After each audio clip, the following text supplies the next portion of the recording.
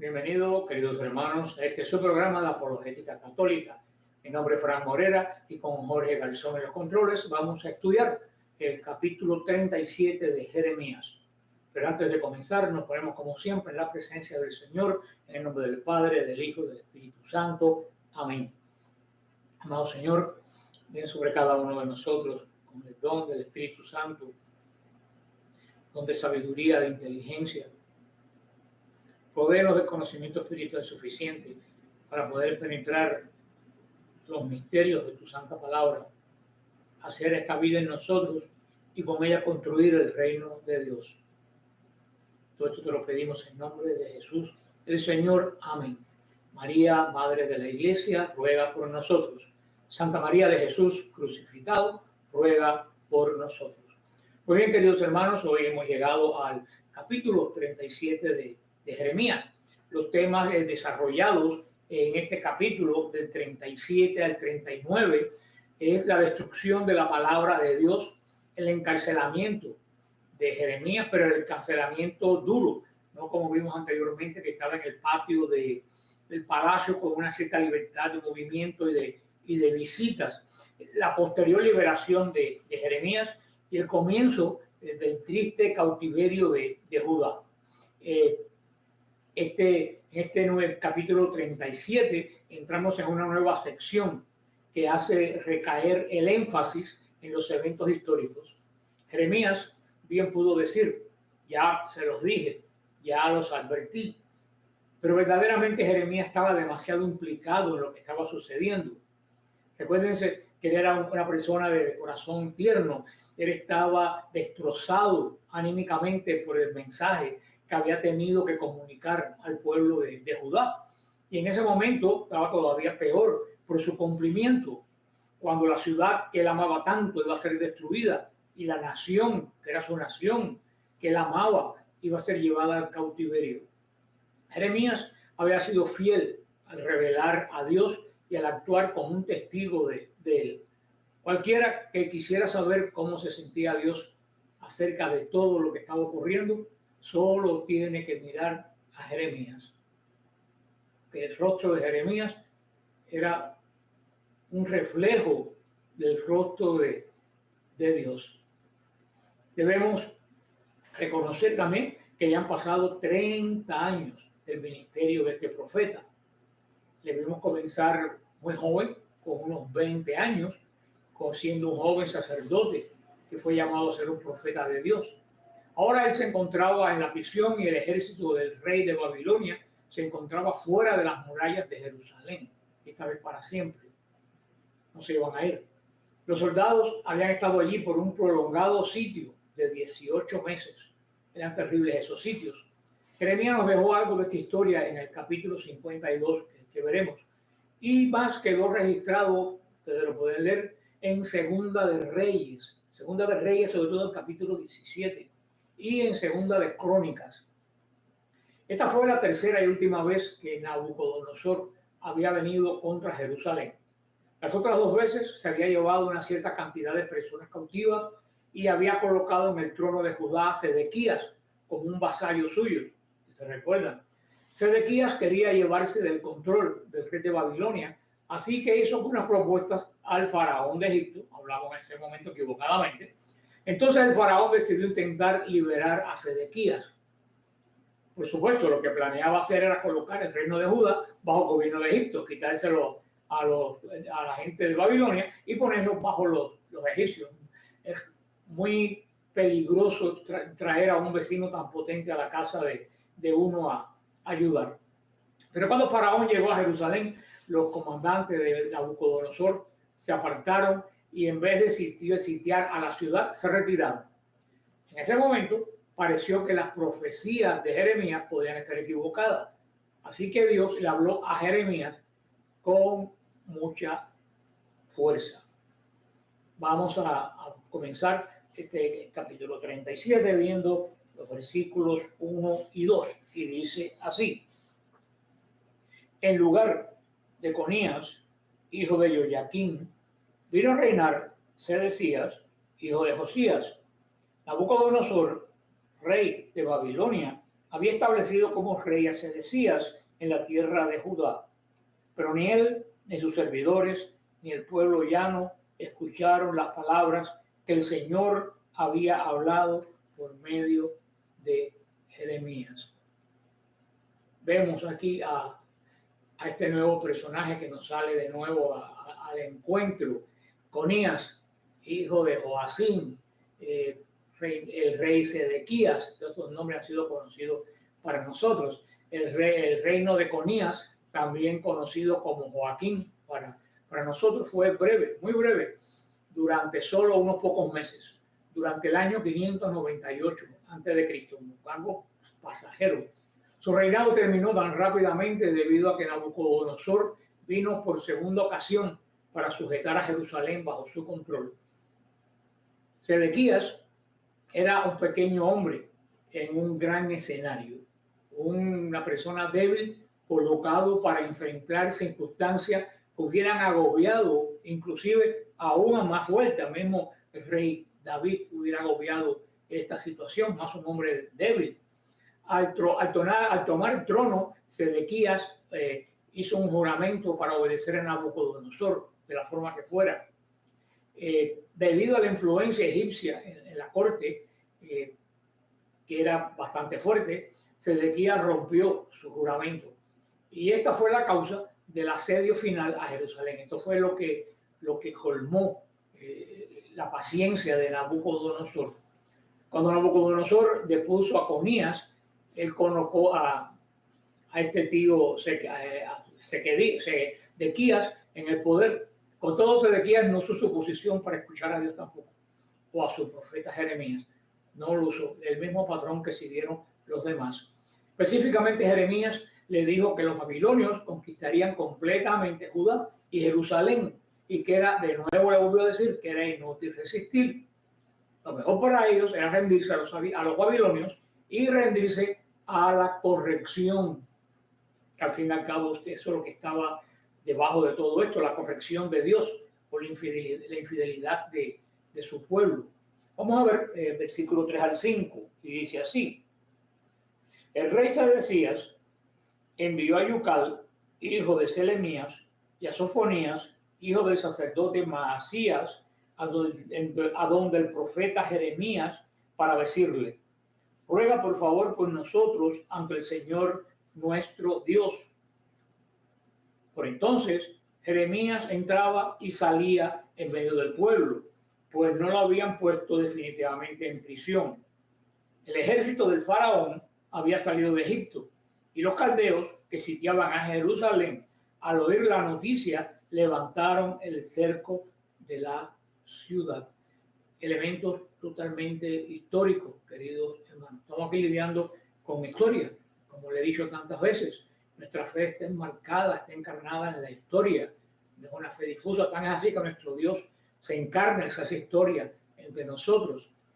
Cuando Sedequías pidió esto, a Jeremías que orara, imagínense cómo estaría la cosa cuando le pidió oración a Jeremías, porque como dice el refrán, la gente se acuerda de Santa Bárbara cuando truena. Pues cuando Sedequías pidió esto, el ejército babilonio amenazaba a Jerusalén. Las cosas estaban tan mal, pero tan mal, que incluso el mismo rey, que no escuchaba a Dios, ni le interesaba a Dios, pidió oración. Y nada más y nada menos que se refirió al Señor como nuestro Dios. Bueno, la desesperación fue lo que lo llevó a solicitar esta oración. Tenía el agua hasta aquí, como muchas veces nosotros, que esperamos el último momento cuando podemos evitarnos una cantidad tremenda de dolores y disgustos si obedeciéramos a Dios desde el principio. El encarcelamiento real de Jeremías en este periodo es descrito a partir del 32:1. Por eso cuando los babilonios abandonaron a Jerusalén y se dirigieron al sur para encontrarse con el ejército egipcio, pareció un milagro y una respuesta a la oración que pidió el rey Sedequías. Qué maravilla, el rey pidió oración y todo se solucionó. El asedio babilonio fue roto y Jerusalén parecía que al fin había sido rescatada por los egipcios. El faraón mencionado en este versículo 5 fue Ofra, se llamó este faraón. Lo vamos también a ver en Jeremías 44:30.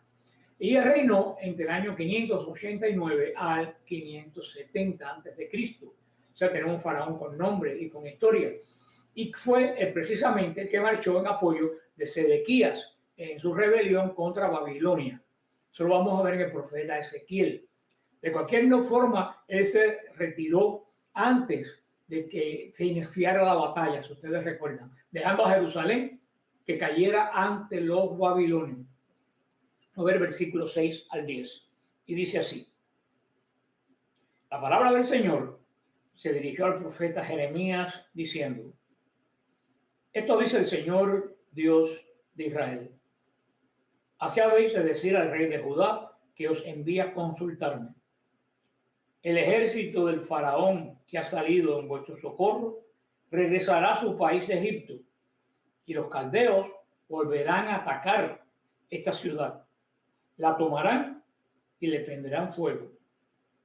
Esto dice el Señor: no os hagáis ilusiones, pensador. Los caldeos se marchan definitivamente de nosotros, porque no se marcharán. Aunque batierais a todo el ejército caldeo que os ataca, y no quedasen de esto más que hombres heridos, cada uno de estos se alzaría de su tienda y prendería fuego a esta ciudad. Ellos nos acaban de dar verdaderamente cuenta qué es lo que está debajo de todo esto, que no es una coyuntura histórica, que es la obra de Dios corrigiendo a su pueblo de dura cerviz. Y a través del profeta Jeremías, Dios le dijo a Sedequías que los egipcios no iban a dar batalla a los babilonios. El ejército del faraón iba a volver a Egipto antes de enfrentarse, ni siquiera en una escaramuza con estos invasores. La esperanza de ayuda de los egipcios era una esperanza, hermano, totalmente vacía. El rey había puesto su esperanza donde no había esperanza. Los egipcios regresarán a Egipto y los babilonios regresarán a Jerusalén. Eso es lo que el Señor viene diciendo una y otra vez, pero hermano, no oyen, no oían y no oímos y no oiremos. No sé si es la concupiscencia, no sé si es la consecuencia del pecado original, pero nos cuesta, somos de oídos duros para escuchar al Señor. Dios enfatiza que no hay ninguna manera de que los babilonios fracasen en su misión. Él está detrás de todo esto. Van a conquistar a Jerusalén. Incluso, dice el Señor, si su ejército fuera reducido solamente a heridos, estos heridos débiles iban a conquistar la ciudad y le iban a dar fuego. Esto no es ejército, esto es de voluntad de Dios. Esto es de desobediencia contra la voluntad del que maneja los hilos de la historia. Los judíos no se habían enfrentado a los babilonios, se habían enfrentado a Dios. Y esta es la consecuencia. Vamos al versículo 11 y 15 y dice así: cuando el ejército de los caldeos se retiró de Jerusalén a causa del ejército del faraón, Jeremías intentó salir de Jerusalén para ir a la tierra de Benjamín, a repartir una herencia en medio del pueblo. Cuando llegó a la puerta de Benjamín, se encontraba allí el jefe de vigilancia, llamado Irías, hijo de Selemías, hijo de Ananías, el cual detuvo al profeta Jeremías, diciéndole: ¿tú te quieres pasar a los caldeos? Jeremías respondió: eso es mentira, yo no me quiero pasar a los caldeos. Pero Irías no le hizo caso, sino que detuvo a Jeremías y lo condujo donde los nobles.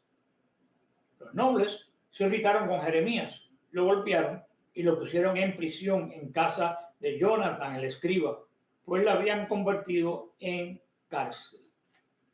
Aquí sigue la pasión del pobre Jeremías, que es una verdadera pasión.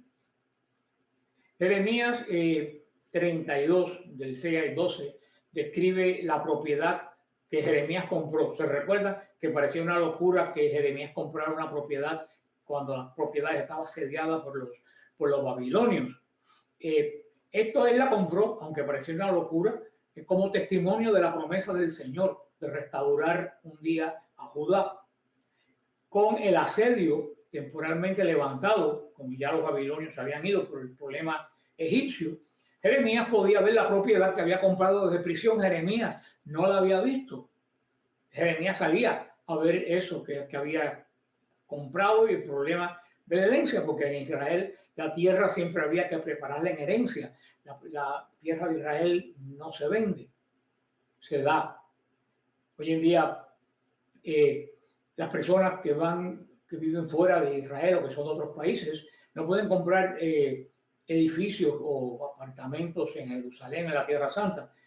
Es curioso, lo pueden comprar lo pueden arrendar por 99 años, pero después pasa al gobierno porque no pertenece a un extranjero la tierra de Israel. ¿Qué pensó este mal pensado? Siempre están los mal pensados. Cuando vio salir a Jeremías, como ya tenía la fama de que Jeremías predicaba a favor de los babilonios, lo cual era totalmente errado. Jeremías predicaba a favor de Dios. Este señor pensó que el guardián, que Jeremías, se iba a pasar al enemigo. Jeremías dijo continuamente que no lucharan, y esto constituyó para que pensaran en Jeremías como un traidor. Y azotaron al pobre Jeremías y lo pusieron en prisión. Volvió de nuevo a la prisión. Él pagó un precio significativo, alto, por permanecer fiel a Dios y al mensaje que el Señor le dio para que lo entregara al pueblo. Sin ninguna prueba de acusación de traición, sencillamente por una apreciación de un mal pensado, fue Jeremías a la cárcel. Ya ustedes ven qué forma tenía inclusive la justicia en ese momento en el pueblo de Dios. Esto ocurrió unos 15 años después de los príncipes de Judá, que tuvieron aquella simpatía con Jeremías que vimos en Jeremías 26:1, ahora al principio del capítulo anterior.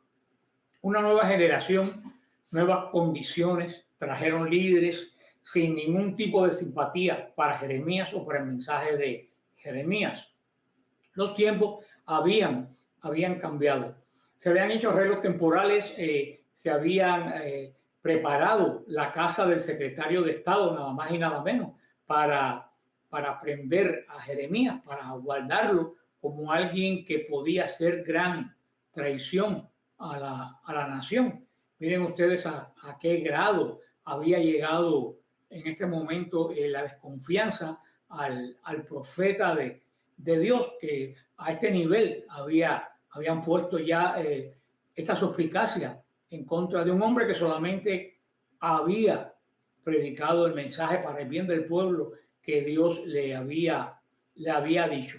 En situaciones como esta, en estas casas habían cisternas que eran utilizadas en algunos momentos para encarcelar a personas. Este tipo de experiencia podría ser muy desagradable. Si ustedes visitan un día Jerusalén, ojalá vayan conmigo, cuando se visita el palacio de Anás y Caifás, donde está la iglesia hoy de Galicantus, pues se baja una de esas cisternas que todavía existe, que es donde se cree que estuvo Jesús unas horas la noche que fue apresado del jueves santo, mientras esperaba que el Sanedrín se reuniera el quórum que hacía falta para juzgarlo. O sea que podemos ver una de estas cisternas todavía actuantes en Jerusalén, y yo cuando estoy aquí en ese lugar, yo muchas veces apago la luz en esa cisterna, porque al reo se entraba por un hueco en el techo, amarrado con una soga en el pie, y se aguantaba de la soga y lo bajaban, pero ahí no había ventana, estaba bajo tierra, y cuando se apaga la luz es verdaderamente espeluznante pensar que una persona está atrapada en esa oscuridad, en esa humedad. Pues ahí fueron a parar los huesos del pobre Jeremías, y estos versículos que vamos a ver ahora son muy importantes en cuanto a esta dinámica que lleva Jeremías y los reyes de Judá. Veamos los versículos 16 y 17, y dice así: así pues, Jeremías tuvo que entrar en un calabozo subterráneo donde permaneció mucho tiempo. El rey Sedecías mandó a sacarlo y le interrogó en su palacio en secreto, preguntándole: ¿hay palabra de parte del Señor? Jeremías respondió: la hay.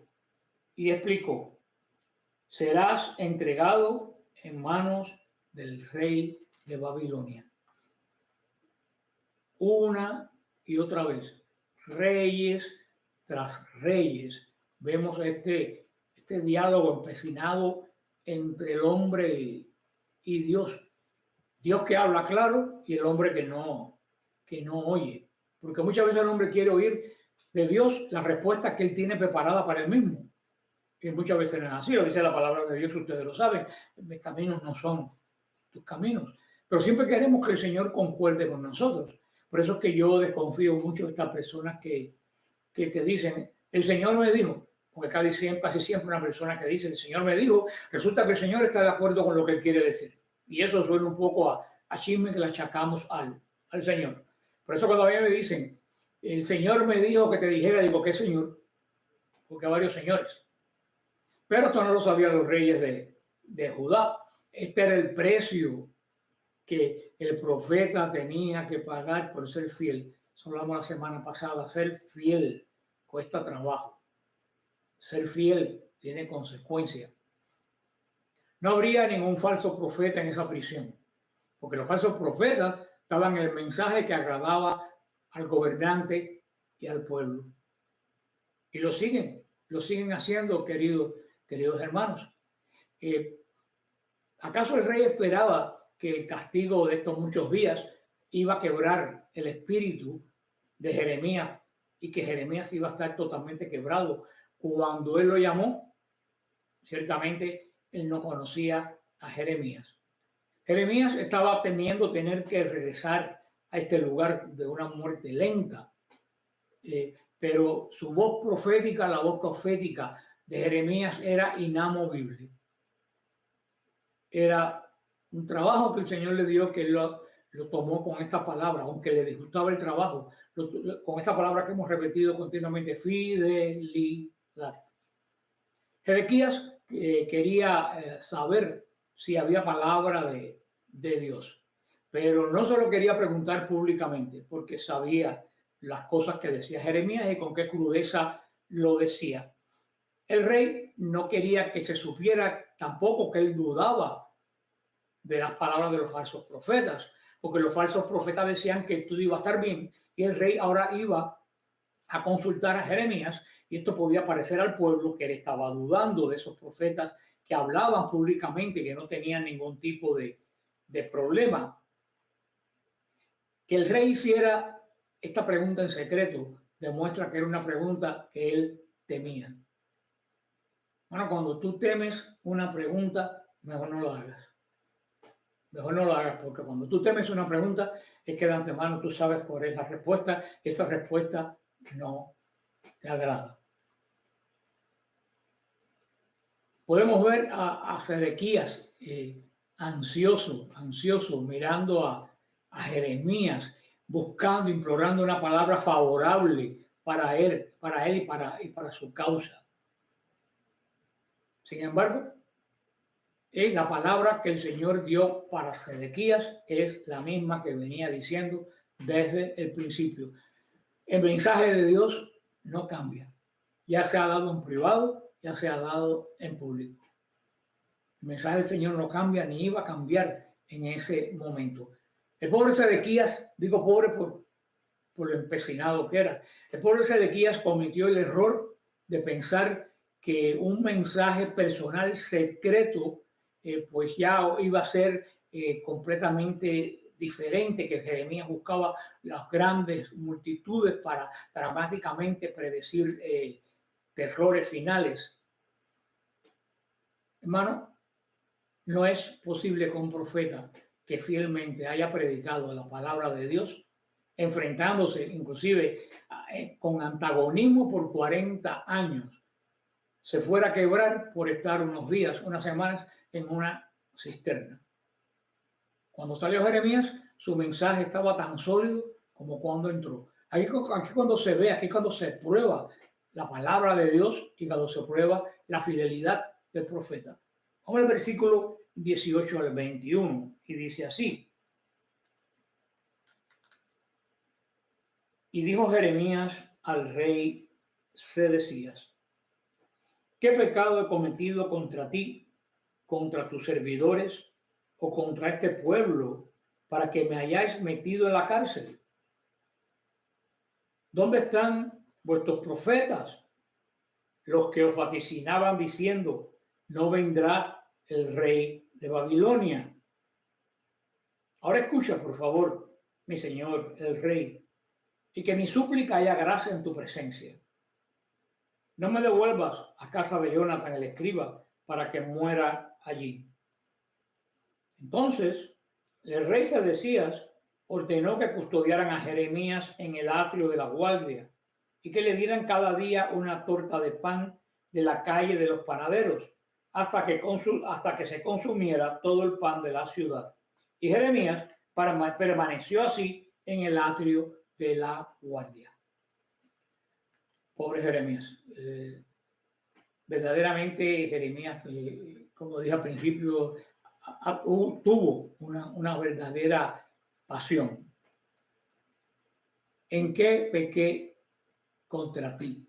O sea, Jeremías apeló a Sedequías al considerar el fracaso de sus profetas favoritos. Le dijo: ¿qué sacaste de los profetas?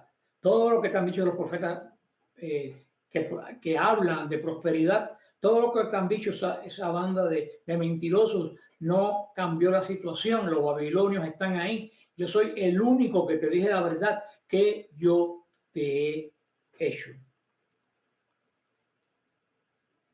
Bueno, si uno predica la palabra de Dios a un mundo que ya ha perdido también el sentido cristiano, como Judá había perdido el sentido judío y su fidelidad al Dios de Israel, tienes que entender que es posible que nos pase como Jeremías. A lo mejor no nos meten en una cisterna bajo tierra, pero nos meten en la cisterna del ostracismo, de no querer que tu mensaje llegue a nadie, de aislarte, de desacreditarte. Esas son las cisternas del internet, donde hoy se mete a los profetas que hablan de parte del Señor. Porque la gente, el creyente hoy solamente quiere banalidades.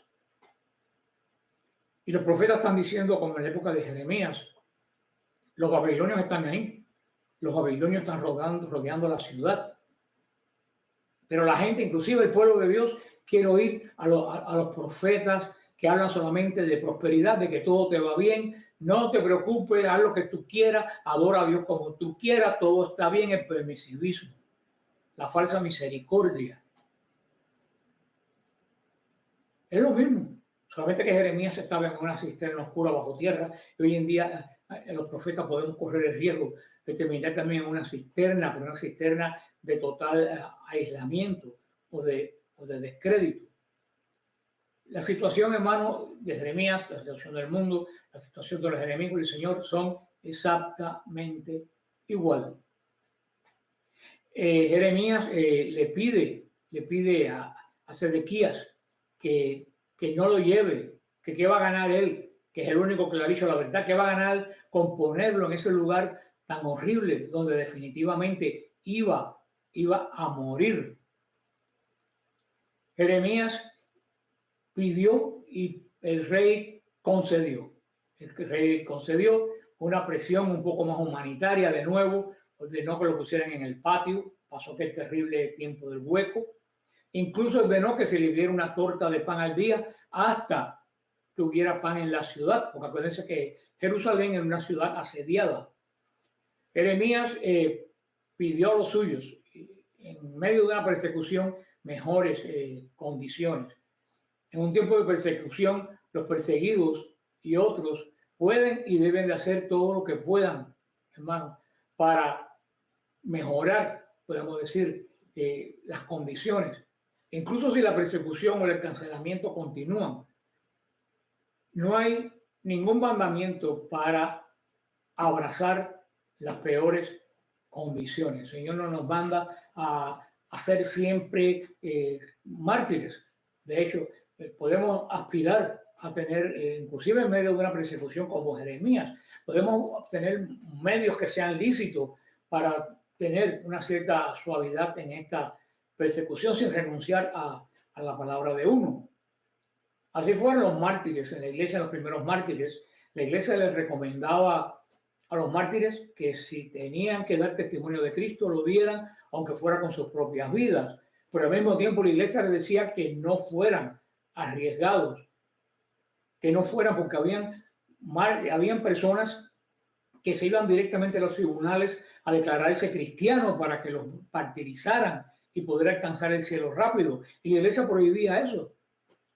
Se cuenta que el mismo Tertuliano, el papá de Tertuliano, murió mártir, y Tertuliano, muy jovencito, quería salir a él mismo denunciarse como cristiano para morir mártir, y la madre de Tertuliano le tuvo que esconder la ropa para que no pudiera salir. Es un problema de sentido común. Así que Jeremías no hizo nada en contra de su misión cuando pidió un poco de mejores condiciones para este trabajo que estaba pasando o que lo estaban sometiendo. ¿Y por qué podemos decir por qué el rey no hizo más? Si el rey sabía que Jeremías era inocente y que las palabras de Jeremías eran las palabras del Señor, y lo que debía haber hecho era sacudirse a sus dominantes, a los siervos, que de estos falsos profetas que dominaban a Jerusalén, y obedecer a Dios. ¿Por qué no lo hizo? ¿Por qué prefirió irse por otro camino para él más corto? Porque era un cobarde, y los cobardes no tienen propósito. Los cobardes solamente piensan en ellos, por lo tanto no tienen ningún tipo de propósito en la vida. Nunca llegan a ninguna determinación, el miedo los paraliza. Por eso es que el rey no se atrevió a escuchar a Jeremías por una vez y siguió alentando falsas esperanzas. Había una pequeña bendición para Sedequías. Nunca una persona es totalmente mala. Y siempre cuando una persona mala hace algo bueno, el Señor lo recompensa. Muchas veces, ya que a esa persona mala no le puede dar la recompensa en el reino, será aquí en la tierra, porque el Señor es justo. Por eso muchas veces decimos, porque esa persona que es tan mala, algunas cosas le salen bien. Es por eso, porque el Señor le está devolviendo algún pequeño bien que hizo, pero no se lo está guardando en el cielo, estos tesoros en un lugar incorruptible, se lo está dando en un momento que pasa. Por eso muchas veces no podemos juzgar la acción de Dios por lo que veamos con nuestros ojos, porque el Señor, la voluntad del Señor muchas veces totalmente está escondida en medio de esta barrera de la carne que tenemos, pues nosotros. Por esta cortesía que tuvo el rey con el profeta, miren qué cosa tan sencilla, lo sacó de él y le dio pan una vez al día. El Señor le concedió al rey no ser devorado por las aves del campo de las fieras, le concedió al rey un entierro honorable en Babilonia, morir de muerte natural. Para que ustedes vean, como yo le dije, este misterio, que el Señor es bueno, es justo, y como el Señor es bueno y justo, Él tiene que devolver todo bien que se hace. Le vuelvo a repetir, no hay nadie intrínsecamente malo. Aún la persona más mala en algún momento hace algo bueno por un hijo, por un perro, qué sé yo. Y ese Señor lo devuelve, pero lo devuelve aquí. Cuando el Señor nos dijo que nos preocupáramos por los tesoros de allá. Así que cuando tú veas, posiblemente, no siempre se cumple eso, una persona mala que todo le va bien, es que está recibiendo aquí lo que no va a recibir allá, pero tu tesoro está en el cielo. Si terminamos este pequeño capítulo de Jeremías, quiero recordarles que en el año 2022, si el Señor lo permite, del 16 de abril en adelante, 10 días, vamos a estar en Jerusalén, en nuestro viaje número 33. Vamos a llegar a Jerusalén el sábado santo del 2022 para estar en Jerusalén el día de la Pascua, el día de la resurrección del Señor, y hacer todo lo posible por ir a la misa en el Santo Sepulcro, ir a la misa solemne o ir en algún momento del día a orar en el Santo Sepulcro. No creo que este año vaya mucha gente, que era el gran problema de los últimos años, los tumultos. No creo que estén yendo en tumulto, así que yo creo que va a ser un viaje bastante cómodo. Así que si estás interesado en tener esta experiencia de estudiar la palabra de Dios y ver la tierra del Señor, te pedimos que entres a nuestra web apologeticasiloe.net, apologeticasiloe.net, a la sección de contáctenos. Ahí me escribes, me mandas tu email y te vamos a pasar toda la información. Acuérdate de ser un siervo fiel como Jeremías, para que el Señor te dé los tesoros allá y no aquí, porque aquí se acaban. La vida pasa muy rápido, pero los tesoros de allá no hay bancarrota, son eternos. En nombre del Padre, del Hijo y del Espíritu Santo. Amén.